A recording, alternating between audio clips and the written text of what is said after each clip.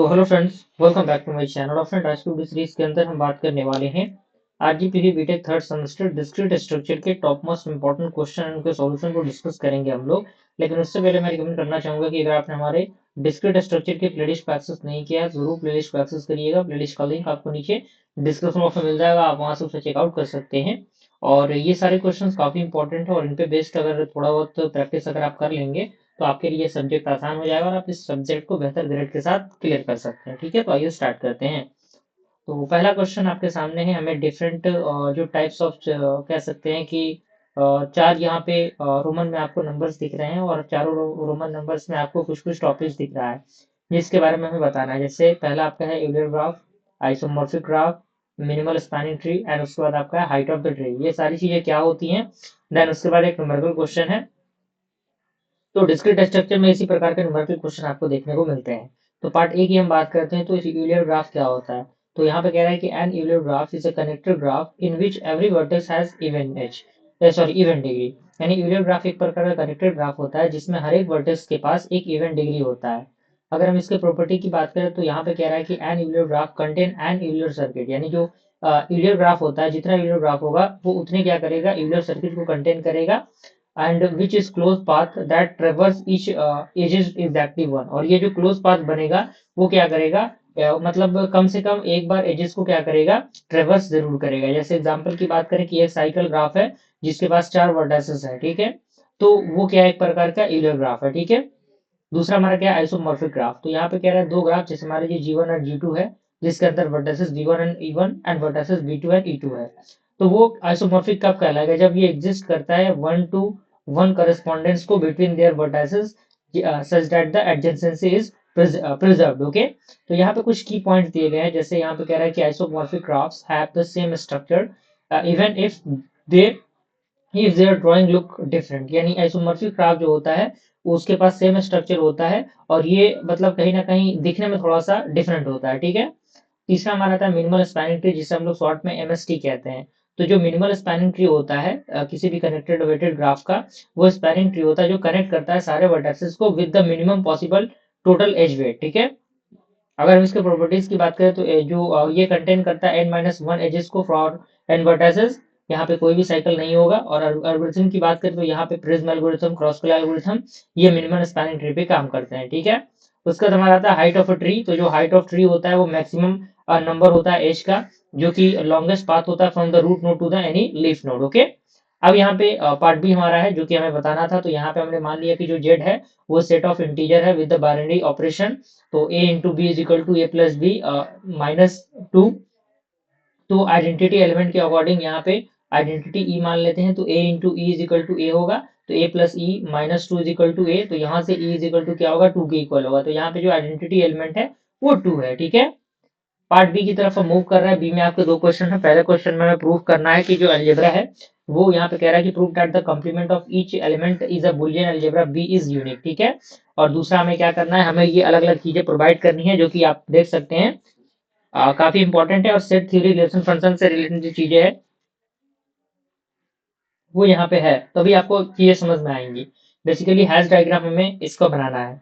तो part A की तरफ हम मूव करते हैं, हमें प्रूव करना है इसको। तो हमने मान लिया कि ए क्या है, A B an element in Boolean algebra B, और एज्यूम करते हैं हम बी को और सी को, यानी B and C are the complement of A. तो यहाँ से A plus B is equal to 1 होगा और A into B is equal to 0, A plus C is equal to 1 and A dot B is equal to 0। ठीक है, तो now B is equal to क्या होगा आपका, b is equal to B dot one हम लिख सकते हैं। तो यहाँ से b इज इक्वल टू 1 के जगह पे हम क्या लिख सकते हैं, 1 के जगह पे a प्लस सी लिख सकते हैं, बिल्कुल। तो a प्लस सी हमने लिखा, इसको थोड़ा सा सिंप्लीफाई किया। तो सिंप्लीफाई करने के बाद b का वैल्यू किसके इक्वल आएगा, b इंटू सी के इक्वल आएगा। तो चूंकि b इंटू सी के इक्वल आया तो हम c के बराबर भी क्या लिख सकते हैं, b इंटू सी लिख सकते हैं। तो यहाँ से b और c क्या होगा, बराबर होगा। तो ये जो कॉम्प्लीमेंट होगा हर एक एलिमेंट का वो क्या होगा, आपका यूनिक होगा। ठीक है, कोई दिक्कत परेशानी यहाँ पे आपको नहीं होनी चाहिए। ओके, आगे बढ़ते हैं हम लोग। तो अगला हमारा है दूसरा पार्ट आपका है। दूसरा पार्ट आप यहाँ पे देख सकते हैं। और दूसरा पार्ट आपको यहाँ पे देखने को मिल रहा है जिसमें हैश डायग्राम हमें दिखाना है। तो हैश डायग्राम के अकॉर्डिंग चीजें दी गई हैं। तो आपका हैश डायग्राम कुछ इस प्रकार से क्रिएट होगा। पहले ए के लिए हम बात करेंगे, फिर A is equal to A comma B होगा तब कैसे होगा, और A is equal to A B C होगा तब कैसे होगा। तो यहाँ से टोटल एलिमेंट 2 का पावर 3 यानी 8 होगा। तो यहाँ से जो लेवल्स होंगे ए बी सी और मिडिल आपका A comma C and B comma C होगा और लोअर आपका ए बी और सी होगा, ठीक है।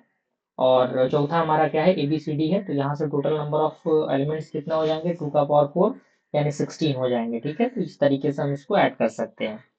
अब यहाँ पे थर्ड क्वेश्चन हमारा है, थर्ड का पार्ट ए एंड बी आपके सामने है, आप देख सकते हैं, जिसमें बेसिकली हमें टोटोलॉजी और कंट्रडिक्शन प्रूव करना है। और इसके अंदर हमें बताना है कि जो डायग्राफ है और यूनिट ग्राफ है, यूजिंग द सुटेबल एग्जांपल, दोनों का हमें देना है। तो पार्टी की टोटोलॉजी और कंट्रडिक्शन की बात करें तो यहाँ पे आप देख सकते हैं, टोटोलॉजी का मतलब क्या है, सारे ट्रू, और कंट्रडिक्शन का मतलब क्या है, फॉल्स। तो यहाँ पे केवल और केवल टोटोलॉजी वाली चीजें फर्स्ट पार्ट में आपको दिख रही होंगी, जिसमें पी और क्यू है, पी और क्यू, पी एंड क्यू, और यहाँ पे उसका जो आपका इम्प्लीकेशन है वो होता है। तो जो अगर ट्रू रहा तो यहाँ पे इस कंडीशन में ट्रू होगा, अगर एक भी फॉल्स रहा तो यहाँ पे फॉल्स हो जाएगा, ठीक है। तो ये पूरे फॉल्स होंगे, यहाँ पे एक भी ट्रू है तो ट्रू होगा, और दोनों फॉल्स है तो फॉल्स ही होगा, और यहाँ से रिजल्ट आपका इस प्रकार से आएगा, ठीक है। दूसरा हमें कंट्रडिक्शन, तो कंट्रडिक्शन में क्या होगा, इसका अपोजिट हो जाएगा, बस कॉम्प्लीमेंट हमें लगा देना है, जो प्लस में चीजें उसको माइनस में, जो माइनस में चीजें उसको प्लस में। कहने का मतलब क्या है, जो 0 1 हो जाएगा, 1 0 हो जाएगा, एंड जो ट्रू है फॉल्स हो जाएगा, फॉल्स ट्रू हो जाएगा, ठीक है।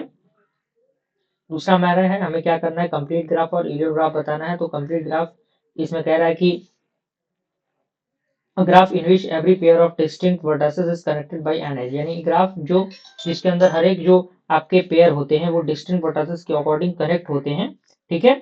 और कनेक्शन के बाद इसमें क्या होते हैं, इसको हम डिनोट करते हैं बाय द हेल्प ऑफ के एन, और जिसके अंदर आपका क्या होता है, जिसके अंदर आपका जो नंबर ऑफ एजेस होते हैं, number of edges N into N minus one upon two के इक्वल होता है। और यूलर ग्राफ जो दिया हुआ है इसके अंदर कह रहा है कि जो कनेक्टेड ग्राफ होगा, जिसके अंदर हर एक वर्टिसेस जो होंगे उनके पास इवन डिग्री होगा, जो कंटेन करेगा किसको, एक यूलर सर्किट को, ठीक है।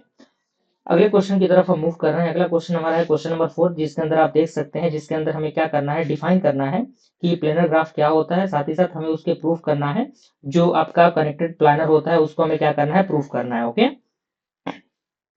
तो यहाँ पे आपके सामने सारी चीजें दी गई हैं, आप यहाँ पे इसको देख सकते हैं।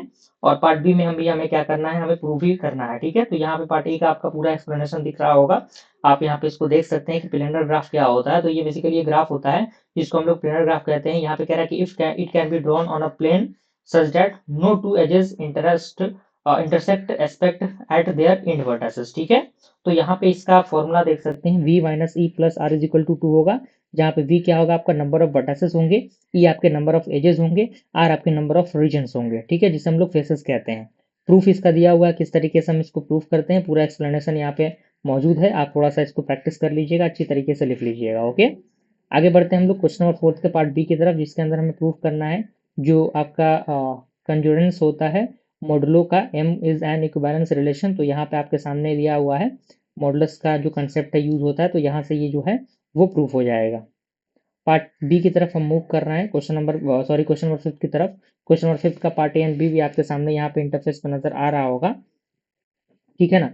तो यहाँ से हैश डायग्राम के अकॉर्डिंग भी हमें चीज़ें रिप्रेजेंटेट करनी है, पॉजिटिव डाइवर्स के अकॉर्डिंग। 36 एंड 45 का कह रहा है, तो इसको हम प्रूफ कर लेंगे, तो यहाँ से ये चीज़ें प्रूफ हो जाएंगी, जिसका वैल्यू आपका 24 आएगा। और यहाँ से हैश डायग्राम में बताना है पॉजिटिव डिविजर ऑफ 36 एंड 45 का, तो 36 का ये डिविजर होंगे, 45 के ये हो जाएंगे, तो इस तरीके से चीज़ें होंगी। 6 की तरफ मूव कर रहे हैं, क्वेश्चन नंबर 6 का पार्ट ए एंड बी हमारे सामने दिया हुआ है, आप यहाँ पे देख सकते हैं, और कुछ नहीं है, सारी चीज़ें एक्सप्लेन की गई हैं, अच्छे से देखिए, इनको प्रैक्टिस कर लेना है, ठीक है।